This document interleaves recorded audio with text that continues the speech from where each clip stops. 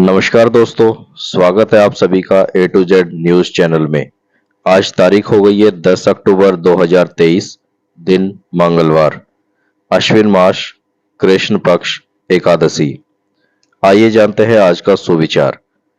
रिश्तों की सिलाई अगर भावनाओं से हुई है तो टूटना मुश्किल है, और अगर स्वार्थ से हुई है तो टिकना मुश्किल है। दोस्तों, आप देख रहे हैं ए टू जेड न्यूज चैनल, जिसमें आपको मिलेंगी हरियाणा के बारे में, साथ ही देश दुनिया के बारे में तमाम बड़ी खबरें। दोस्तों, शुरू करने से पहले एक छोटी सी रिक्वेस्ट है आप सभी से कि यदि आपने चैनल को अभी तक भी सब्सक्राइब नहीं किया है तो प्लीज इसे सब्सक्राइब कर दीजिए।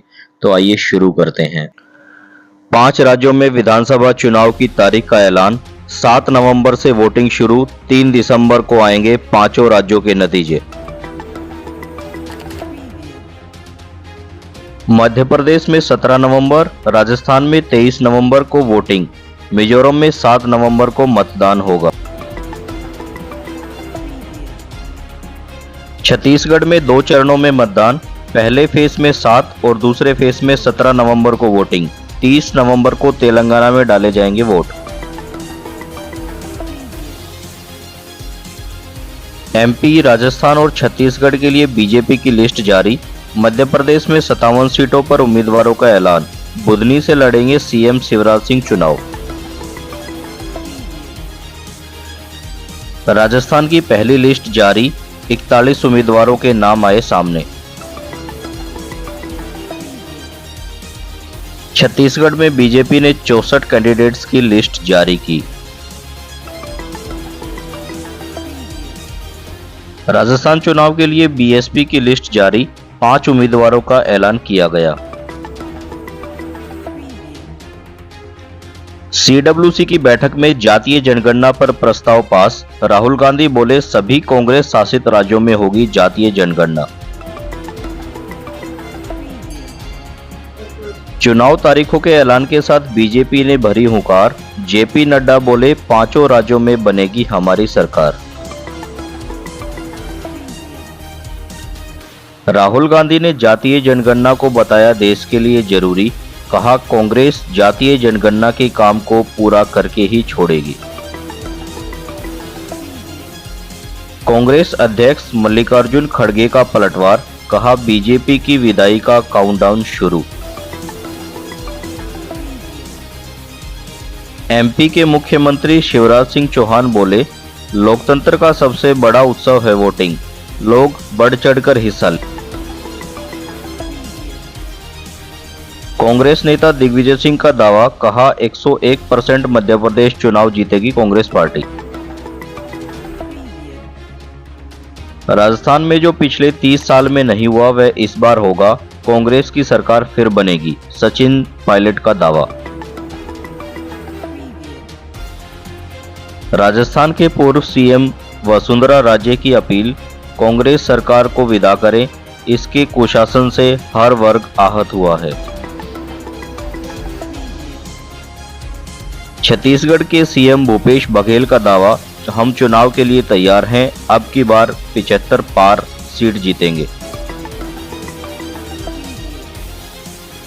कांग्रेस नेता केसी वेणुगोपाल का निशाना। बीजेपी का एजेंडा देश के 2-3 लोगों को अमीर और मजबूत बनाना है। कांग्रेस की जीत के दांव पर बीजेपी का पलटवार। कैलाश विजयवर्गीय बोले 2/3 बहुमत से सभी राज्य जीतेगी बीजेपी। उमर अब्दुल्ला का चुनाव आयोग से सवाल।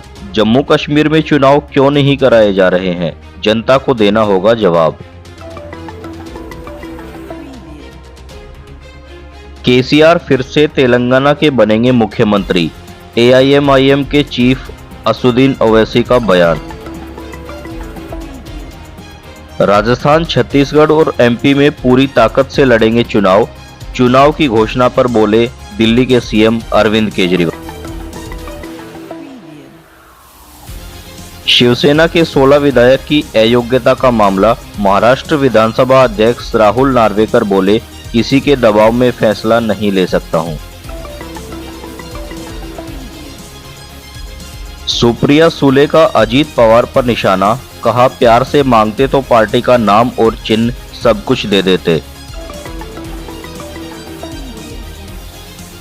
पीएम मोदी और तंजानिया की राष्ट्रपति की मुलाकात, कहा आतंकवाद के खिलाफ भारत और तंजानिया एक मत। भारत और तंजानिया के बीच कई समझौते साइन, एमओयू एक्सचेंज प्रोग्राम में पीएम मोदी और तंजानिया की राष्ट्रपति मौजूद रही। उन्नाव में सीएम योगी ने पीएम मोदी की तारीफ की, कहा उन्होंने देश को कोविड महामारी से बचाया। राम मंदिर में स्थापित होने वाली रामलला की मूर्ति नवंबर तक बन जाएगी। गर्भगृह में रामलला बाल रूप में विराजमान होंगे। माफिया अतीक अहमद के दोनों बेटे रिहा, उमेश हत्याकांड के बाद प्रयागराज के बाल सुधार गृह में थे।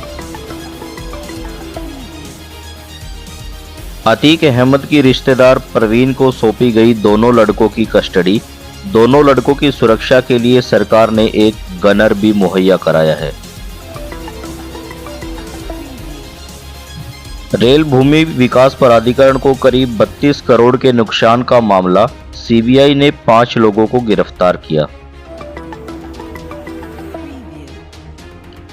तमिलनाडु विधानसभा में सर्वसम्मति से प्रस्ताव पास, केंद्र से कर्नाटक को कावेरी जल छोड़ने के निर्देश का आग्रह। गुजरात में सोमनाथ मंदिर के पीछे से हटाया गया अतिक्रमण, पुलिस प्रशासन ने की कार्रवाई। बिहार के मुजफ्फरपुर में पुलिस की शर्मनाक हरकत, रोड एक्सीडेंट में जान गंवाने वाले शख्स की डेड बॉडी को नहर में फेंका। सिक्किम में अचानक आई बाढ़ से अब तक 34 लोगों की मौत और करीब 105 से ज्यादा लोग लापता। जालंधर के अवतार नगर में एक घर में रखे फ्रिज में ब्लास्ट, घर के 5 लोगों की मौत। इजराइल और हमास आतंकियों के बीच भीषण जंग जारी, हमास के हमले में 800 से ज्यादा इजरायली लोग मारे गए। इजरायली फोर्स के गाजा पट्टी में हमले जारी, हमास के 426 ठिकानों को किया गया तबाह। इजरायली सेना ने गाजा मंदिर को भी बनाया निशाना, चारों तरफ देखा मलबे का अंबार।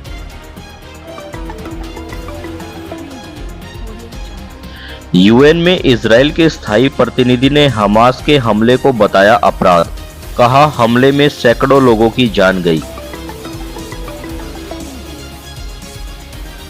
क्लौडिया गोल्डिन को इकोनॉमिक्स का नोबेल पुरस्कार, लेबर मार्केट में महिलाओं के योगदान को सामने लाई थी।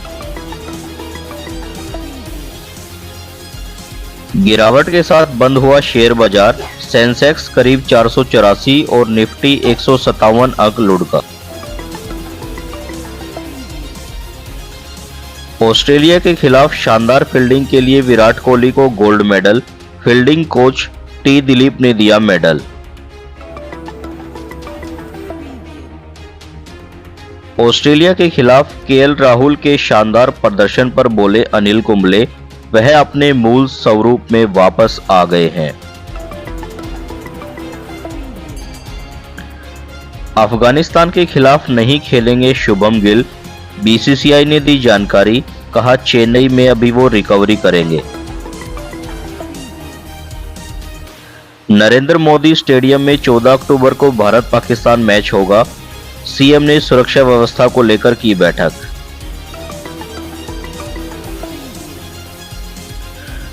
शाहरुख खान को मिलेगी अब Y+ कैटेगरी की सिक्योरिटी, एक्टर ने जान से मारने की धमकी मिलने पर रिपोर्ट दर्ज कराई थी।